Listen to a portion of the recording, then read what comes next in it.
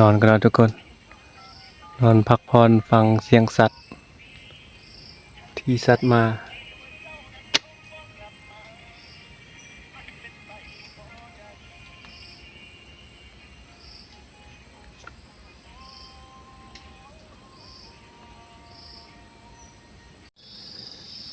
นอนทุกคน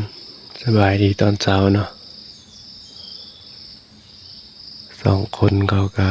ไปนั่นแล้วเนาะสองคนไปเบิ่งต้นมะไห้อยู่เทิงคนเขานั่งต้นนี้ต้นเดียวเนาะทุกคน5-6 โมงอะเดี๋ยวดักเมืองกระหอกกับนกเปล่าเนาะ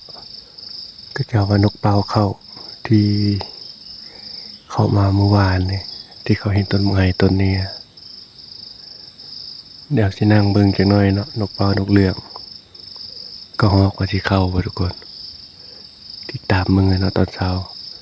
กลางคืนมันบุ้ยหยังเข้าทุกคนเลยมีตัวบ้างน้อยแต่ว่าบ่ทันยิงซ้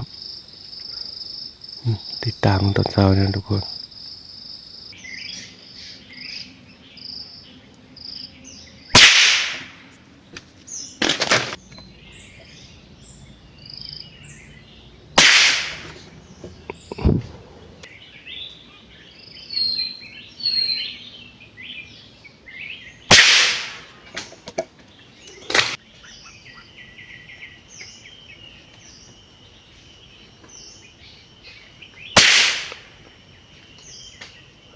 ก็ฮอกทุกคน